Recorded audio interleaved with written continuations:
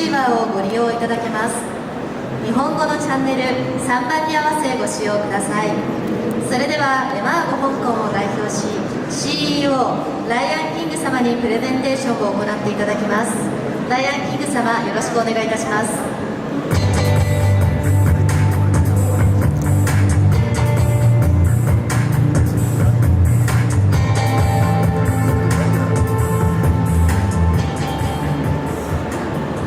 Hello?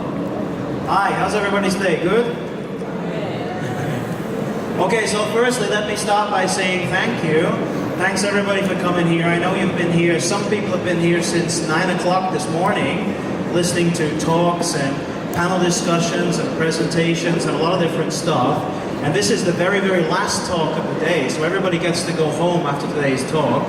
So I really appreciate you taking the time to come along to this at the very end of the day. So what I'll do is I'll do you a little bit of a deal. I'll make my talk a little bit shorter, maybe not use the entire time, and then at the end we can open it up to see if there's any questions, anybody's got anything they'd like to ask, and if not, then we can all go home a little bit earlier. Does that sound good? Alright, great.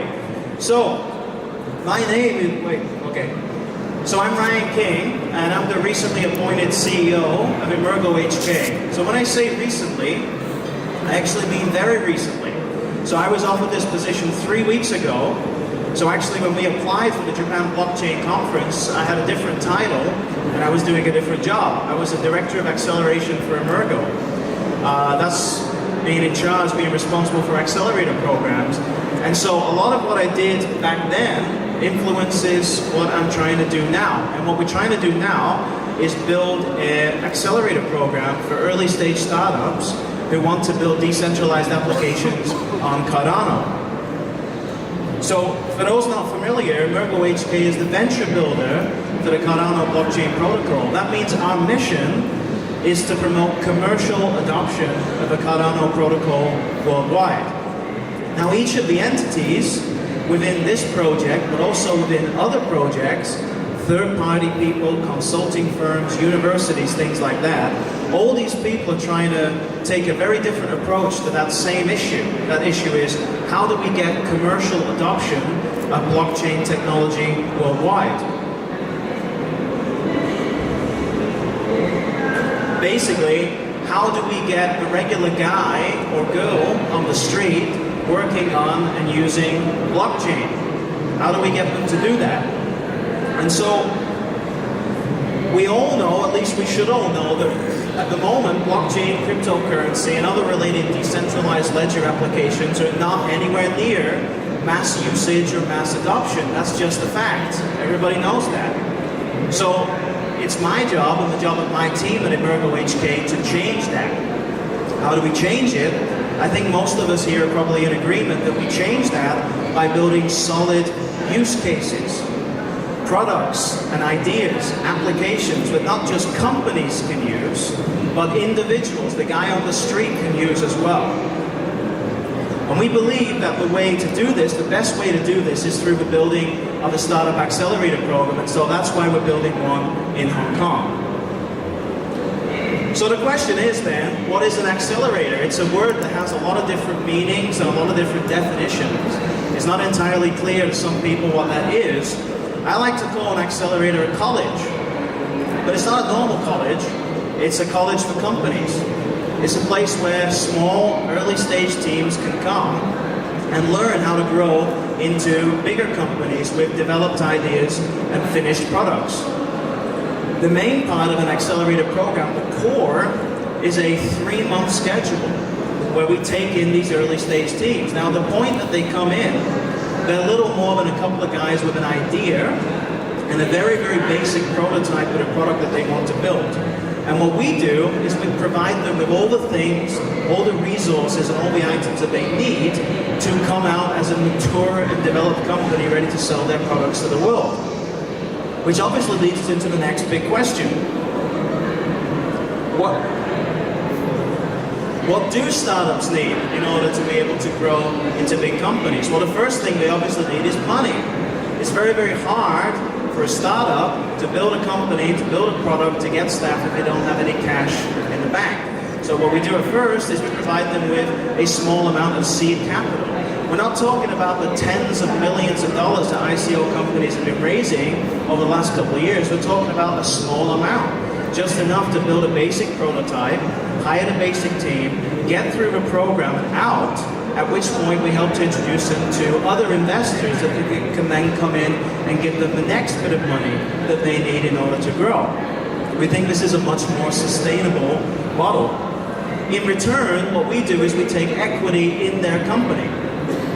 Equity, shares. So because we have equity and because we have shares, this creates a long-term commitment between us and the company that we're helping to grow. Unlike taking tokens, where we can sell our tokens when the lock comes off in 3 or 6 months, we have to hold on to this equity for some time. This gives us a long, multiple-year commitment to helping this company grow. What else these teams need that we can provide them is a space in which to work, a very simple office space, a variety of advice, training, and tutoring in order to help them grow and develop their company. We bring in outside experts as well. These guys come in with their years of experience in big companies and help them to grow. And we also provide them with a series of perks and benefits. So what are perks and benefits? These are things given to them by outside companies. This could be things like free cloud space or free data analytics software. And this is provided through us from third-party companies. And this helps the startups to keep their costs down in their early developmental phase, when they shouldn't be wasting money on a lot of tools and software that they're not yet sure if they need. Now, since we're a part of the Cardano family, then obviously we insist and we expect that every company in the program is building on blockchain. And not just building on any blockchain, but specifically building on the Cardano blockchain. We, as the Cardano project, get a large amount of benefits from this. So firstly, in a very obvious sense, we get to increase the number of teams that are being built on Cardano. But secondly, maybe more importantly, it's a way for us to showcase what the software can do. By showing what these startups have built, by showing the products that they've been able to develop, we can say, this is what you can do, this is what you can build on Cardano. We also want to be an inspiration to other entrepreneurs to build on Cardano as well. So that's why we do it as a company, that's why we do it as a team. But I, Ryan, why do I do it? I do it on a personal level because I love startups. I love startups. Therefore, I love accelerators. And what I wanted to talk to you today a little bit is about why I have this kind of feeling. So, the first reason why I really like startups and the way that they approach things is because the startups are not built by entrepreneurs because those entrepreneurs want to build large companies or large conglomerates. They build startups because they want to solve problems. That's their focus. They want to solve problems. But it's not quite as simple as just solving problems. They have a very specific process that they use when they solve problems. It's a 3-step process, and it looks a little bit like this. So first, they have to find the problem that's worth solving. Secondly, they need to make a solution the best solution for that problem. And third, they have to find and check to make sure that the solution fits into the market. So let's just go through these steps very quickly to explain what they specifically mean. So when I say find a problem worth solving, what I mean is that not all problems are worth solving. Okay, some problems are, and some are not. That's just a fact. What the entrepreneur has to do is, if they've spotted the problem, and it could be a problem from anywhere, something that's wrong in the economy, something that's wrong in society, maybe something from their personal life, their love life, their business life, it doesn't matter. Well, then they have to say, okay, is a lot of people having this problem, or is it just me? Is this a really big problem? Basically, will anyone else in the world care if I bother to solve this problem? And I'm not trying to be mean here.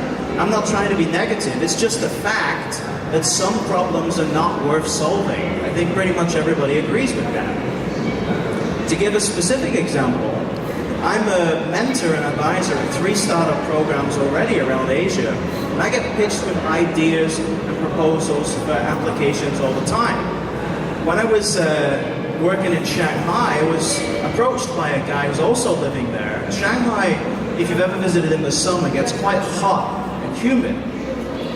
And so what he said to me, he said, I have a problem that I want to solve.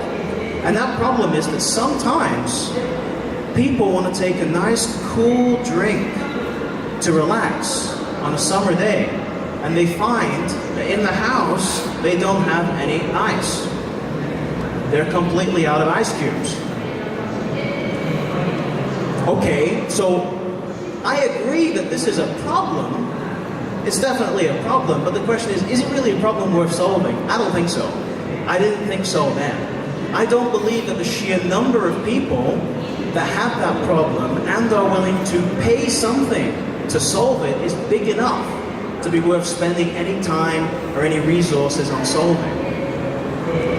So I wouldn't invest, is what I'm saying, and I don't think you should invest either. Second point, make a solution to that problem. So what this means on a very simple level is we want to make the best solution for the problem. Fair enough. But it's not quite that simple. Again, the best solution is often the one that is quickest, easiest, and cheapest. A solution should not be very expensive for the company to build, and it shouldn't be very expensive for the user to buy or get their hands on. It shouldn't take a long time to develop, and it shouldn't be very hard to explain to the user, to explain how to use it. These things shouldn't be there. It should be quick, easy, cheap. To go back to my previous example of the ice cube guy, because he was very, very keen on this idea and he really wanted to solve it. He said, I can solve this problem. Here's what I'll do. And he told me he could build a fleet of cars in Shanghai, like Uber. These cars will drive around Shanghai, and in the trunks of the cars will be cooler boxes, and in the cooler boxes will be ice. And any user could just use an app on their phone and just beep, beep, beep. The car comes to their house and delivers them ice. Okay, again, I have to admit that this actually is a solution to the problem, but it's not quick, it's not easy, and it's not cheap. He said to me, do you have any better ideas? I said, yeah, I have a million better ideas. Here's one. Why don't you take all the users' phone numbers, put them on an SMS list, and then send them a text message on Friday to remind them to buy ice. Or remind them to put the drink in the refrigerator before the weekend starts and they want to drink the drink. Now, it's not elegant, it's not beautiful, and you're not going to raise any money, you're not going to make any money from that solution, but it does solve a problem. And it solves it quicker, easier, and cheaper than his solution did. So, long story short, he didn't build it. And that's probably good. Third point, finding a market for the solution. So what finding a market for the solution means is, it's the entrepreneur asking himself, if I build this, will anyone pay for this? This is not necessarily a money price. It doesn't have to cost something. Many applications, especially social media sites, for example, they give away their services for free. It doesn't cost you any money to use those things. But what you pay is you give up your personal data. You give that to the companies, and then they use that for making money in their own way. Free is never really free. I think we all basically know that. There's always a price to pay for a solution. The job of the startup entrepreneur is to ask him or herself, is this a price that I can get the public to pay? Whatever that price is. So this is the process that they use. It's fairly straightforward, I think. But the reason why I bring it up is because I don't think this process, the simple three-step process, is being used in the blockchain industry right now. So when I look at the kind of projects and applications that I get in, I don't see that. At the end of the day, we're all here, most of us are here, because blockchain is a really powerful and useful tool. But if you're not using that tool to build good solutions to real problems, it doesn't really matter what you're building. If you're building a solution that nobody is going to use, a solution that nobody is going to buy, then again, it doesn't really matter what you're building. It just doesn't matter. Now, if I move outside of the blockchain industry, just to demonstrate what I mean for a second and talk about Line Messenger. A lot of you have been using Line today for the stamp rally. I hope everybody's doing very good at that. If I asked you, why do you use Line? Why do you like Line? You would probably say things like, it allows me to send messages to my friends and family for free, right? It allows me to make calls cheaper than if I just use the network phone. What you're doing there is you're describing problems that you had, problems that Line Messenger has solved for you. But if I ask you that question of why you use Line, what you would not do is start telling me about the amazing coding language or the database software that Line uses to deliver you that solution. You just don't care about that. You don't use Line because of the technology that it uses, you use Line because it gives you something. It solves your problems. And as an industry, we really have to start thinking more about blockchain in that same sense. Blockchain is not, it is never a solution. It's rather a tool that we use to build the solution. This is the way that we should be thinking about blockchain going forward. Now, it seems to me from the many white papers, project proposals, presentations, and other things that I've had emailed to me in 2017 and 2018, that right now a lot of the people building on blockchain, a lot of the startup entrepreneurs who are working in blockchain are using a very different problem, solution, market process. It's a process that has 5 steps, and it's quite opposite to the process that I described before. It looks a little bit like this. The first step is realize that I need money. As an entrepreneur, I want some money. So what's the next step? Plan to build a token in order to get that money. Third step, build a blockchain in order to get that token. Fourth step, find a solution that requires blockchain. And fifth step, find the problem that fits the solution. You'll notice this is the exact opposite way around to how this system should be working. I don't believe that you can build a sustainable or a successful business if you approach it from this direction. Now, obviously, I'm being a little bit joking and I'm exaggerating a little bit when I say this. I don't think anyone's really sat down and thought through this step process. But certainly when the product comes, it feels like it's gone through this process. It started with, how do I make money? That's the wrong process. You have to put the problem first. The problem has to be at the very beginning of this process. Moving on to another thing. Another thing that I like about startups. Another thing that I like about startups is that they are very quick and they're very flexible. Because they don't have a lot of staff necessarily, a lot of bureaucracy, a lot of processes, a lot of departments, they're very flexible and they can adapt and change very quickly. This is very, very good for them because what it does, it allows startups to be able to handle smaller, more niche problems, more niche problems. Now, often they do this because they have to, it's a necessity. They just don't have the money or the time, the staff or the resources to handle bigger problems. But this can actually turn into a wonderful advantage for them as companies. You see, many big companies won't spend the time or put the effort in to solve really, really big problems. It's simply not worth it for them. They can't make a lot of money from that. But for a startup, the equation is very, very, very different.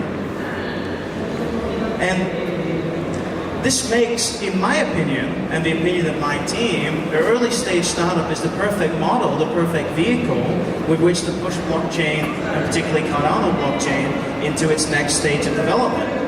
Why? Because it seems to me, and it seems to a lot of the people that I talk to, that the really successful use cases, the ones that are going to stick, the ones that are going to be successful going forward, are the use cases, the blockchain solutions that solve very small, niche problems.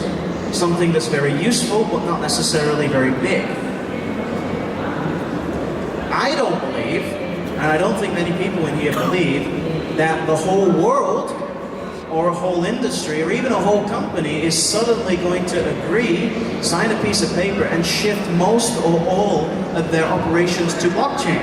It's just not going to happen like that. What's going to happen is that they're going to solve a very, very small niche problem with blockchain, realize that was great, and then use that similar technology, a similar process to build another solution that solves another niche problem, and another niche problem, and another niche problem. Slowly, slowly, slowly growing and growing. It's a ground-up approach. And early stage startups are perfectly positioned to be able to take advantage of these opportunities and provide exactly these kind of solutions. But, startups need help. They need support. And we think that an acceleration program is the perfect place to provide that support. I've already explained to you what an accelerator is. You'll find accelerators all over the world doing all sorts of different things. And when you look at them at first, you might think that accelerators are quite different. Beyond the logos and the names, they're all in different industries. They operate in different countries. Some of them focus on software, some on hardware, and others on services. They seem very different, but at the core, at the center of any startup accelerator, they're very, very similar. They're basically all providing the same things. This is because, generally speaking, we know what these companies need in order to give them the best chance to succeed. We know this stuff. The process of growing, developing, and building a startup has been refined down to a very fine science. One of the best promoters of this science, one of the best growers of this work, is the Global Accelerator Network, or GAN. Now, GAN is a collection of a very small group of accelerators worldwide that helps to grow and define this science, getting things better and better every year.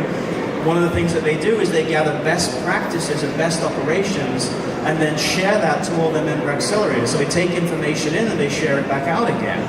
They also use a big scale to negotiate perks and benefits that can then be given to the startups that go through the accelerators that are in the network. They do the same thing with mentors, they do the same thing with services, and they help to support each other. Just as an accelerator can provide a bigger and better scale than an individual startup can, a network of accelerators can provide a much bigger and much better scale than an individual accelerator can. So, you're asking, maybe, if you're listening, why am I talking about this? Why am I talking about this organization, GAN? Well, recently we went out to see GAN at the headquarters in Denver, Colorado, close to where Charles Hoskinson lives, if you're familiar. He's got a ranch out there, but he wasn't there at the time anyway. We couldn't say hello.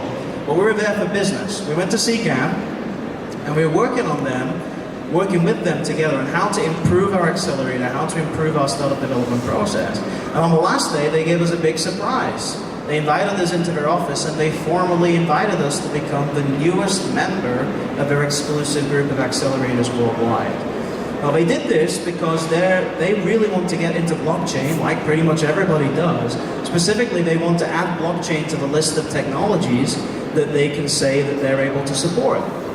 And so they invited us to be the first blockchain-specific accelerator to join their network. We're really, really excited by this. We're really, really happy about this. And I guess this is a big piece of news that I wanted to share with everyone today. So, that is really just a very, very big, long-winded introduction and explanation of who I am, what I like, what I believe in, who we are, and what we do. What I guess I wanted to do now is to put this back to you and ask the question of, who are you? So maybe you're an entrepreneur who's sitting here and thinking, you know what, my problem is worth solving. And I have a solution that can solve that problem. Great, come talk to us. Maybe you're an investor who's got a bit of money lying around. You think, you know what, I want to put that money into projects that solve real problems with real solutions. Great, come see us. Maybe you're a mentor, maybe you're an outside expert who wants to offer their advice and wisdom to the teams to help them to grow. An educator at heart, come see us. Maybe you're one of those third-party companies that would like to provide its services either free or at a reduced rate to our teams to help them to grow in the early stage, to be a part of their journey. Great, come see us. Maybe you're a community member who's just generally very interested in what we do. That's great, come see us. There's a lot of ways that you can get in touch with us, but I do invite you to do so. So we're on the web at emergohk.io where you can find out all the different things that we're doing. You can email us here, coco@emergo.io, that's our email address. Our Twitter handle is @emergohk. If you're online, I guess most of the people are in here, that's why I talked about it today. You can scan our QR code and follow our account there. And if you want to come see us in person, we're at booth 27. It's right over there, it's right near the front door. It's the first thing you see as you come in, and it's the last thing you see as you leave. So I'd invite you to come and talk to us, and come and join us on our journey to make Cardano into the tool that can be used to solve the world's problems. Thank you very much.